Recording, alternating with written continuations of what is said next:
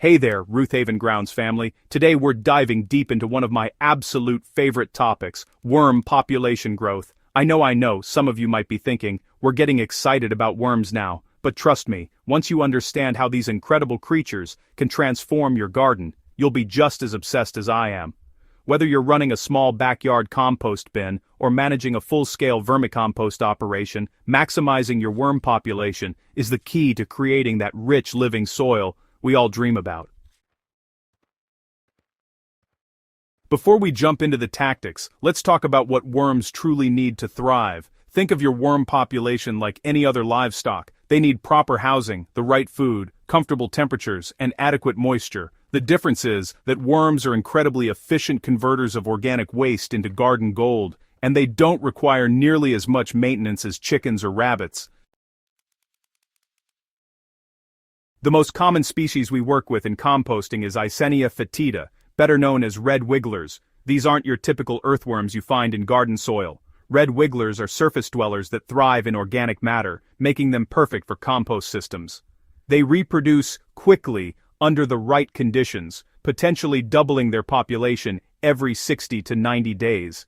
That's the kind of exponential growth that can transform your composting game. Temperature is absolutely critical when you're trying to maximize population growth. Your worms are happiest between 55 and 77 degrees Fahrenheit, with the sweet spot being around 70 degrees. I learned this the hard way during my first summer of vermicomposting, when my bin got too hot and my worms tried to stage a mass exodus. Not a pretty sight, folks.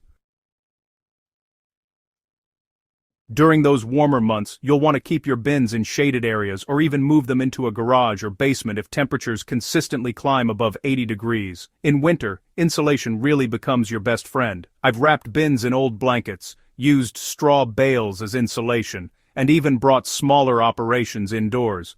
The goal is always maintaining that consistent, moderate temperature that keeps your worms active and reproducing. Moisture levels are equally important, you know. Your worm bedding should feel like a wrung-out sponge, definitely moist but not dripping wet. Too dry, and your worms become stressed and their reproductive rates just plummet. Too wet, and you risk anaerobic conditions that can harm or even kill your population. I check moisture levels at least twice a week by grabbing a handful of bedding and giving it a squeeze. If more than a drop or two comes out, it's too wet. If it feels dry and crumbly, well, it's definitely time to add some moisture. Here's where things get really interesting. The quality and quantity of food you provide directly impacts how quickly your worm population grows. Worms need a balanced diet that's rich in nitrogen and carbon sources. Kitchen scraps like fruit and vegetable peelings, coffee grounds and crushed eggshells provide excellent nutrition, but here's the trick that many beginners miss. You need to pre-compost or at least chop up your food scraps. Smaller pieces break down faster, which means your worms can access the nutrients more quickly. I run my kitchen scraps through a food processor before adding them to the bin, and honestly, the difference in consumption rates is remarkable. What used to take 2 weeks to disappear now gets processed in less than a week. However, resist the urge to overfeed. One of the biggest mistakes I see in our Roothaven Grounds community is enthusiastic gardeners who bury their worms under mountains of food scraps. This creates anaerobic pockets, attracts pests, and actually stresses your worm population. Start with about half a pound of food scraps per pound of worms per day, and adjust based on how quickly they're processing it. The feeding schedule matters too. I've found that feeding smaller amounts twice a week works better than one large feeding. This approach keeps fresh food available without overwhelming the system. Bury food scraps under the bedding rather than leaving them on top to minimize fruit flies and other pests that can compete with your worms. Your choice of bedding material significantly impacts worm reproduction rates. The best bedding provides shelter, retains moisture, and supplies additional nutrition as it breaks down. My go-to combination is shredded cardboard, coconut coir, and aged manure in roughly equal parts. Shredded cardboard is fantastic because it's free, abundant, and worms absolutely love it. I keep a cardboard collection box in my garage and, run pieces through a paper shredder whenever I need fresh bedding. Just remember to avoid glossy cardboard or anything with heavy inks, but regular brown boxes are perfect. Cardboard provides excellent structure and helps maintain proper moisture levels. Coconut coir is my secret weapon for moisture retention.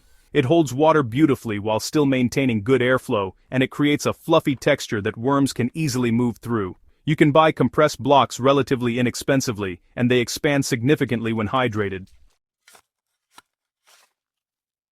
Aged manure, particularly from herbivores like rabbits, horses, or cows, adds incredible nutritional value. But make sure it's well-aged though. Fresh manure is just too hot and can harm your worms. I mix in about 1/5 or 20% aged manure to my bedding blend, and honestly, I've noticed faster reproduction rates compared to bedding without it.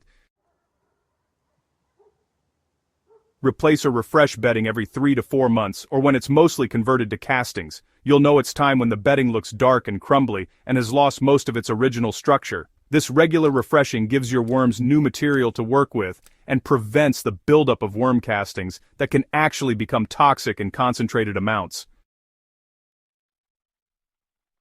Here's something that surprises many people. Worms self-regulate their population based on available space and resources. When conditions are perfect, they'll reproduce rapidly. When space becomes limited or resources scarce, reproduction slows dramatically. This means you need to actively manage density to maintain optimal growth rates. I aim for roughly 1 to 2 pounds of worms per square foot of surface area in my bins. When population density exceeds this, I harvest some worms to start new bins, or, share with friends. You can also expand your existing bins by adding more trays to vertical systems, or connecting additional horizontal bins. Watch for signs of overcrowding like worms attempting to escape slowed food consumption rates or reduced casting production. These indicators tell you it's time to either harvest some population or expand your operation. I keep detailed records of feeding amounts and visible worm activity, which helps me identify trends and, honestly, adjust before problems develop. When it's time to harvest your worm castings, the method you choose impacts your population's recovery and continued growth. The side-to-side migration method is my favorite for maintaining population momentum. Push all your bedding and worms to one side of the bin, then add fresh bedding and food to the empty side. Over 2 to 3 weeks, most worms will migrate to the fresh side, leaving behind finished castings you can harvest. Sometimes, despite our best efforts, worm populations decline. The most common culprits are things like temperature extremes, moisture imbalances, overfeeding, underfeeding, or even pH problems. Worms actually prefer slightly acidic to neutral conditions, ideally somewhere between 6.0 and 7.0 pH. Too much citrus or other acidic foods can drop the pH way too low. If you notice population decline, the first thing to do is check the basics: temperature, moisture, and pH. Then, take a look at your feeding practices and keep an eye out for any signs of pests or predators. Sometimes, honestly, the solution is as simple as adjusting moisture levels or moving your bins to a more temperature-stable location. I always keep a backup population in a separate bin as insurance. This way, if something goes wrong with my main operation, I have a healthy population ready to rebuild or supplement. Once you've mastered the basics and you're seeing consistent population growth, you can start thinking bigger. Multiple bin systems, flow-through designs, and larger-scale operations all become possibilities. The principles remain the same regardless of scale. Maintain proper conditions, feed appropriately, manage density, and harvest regularly.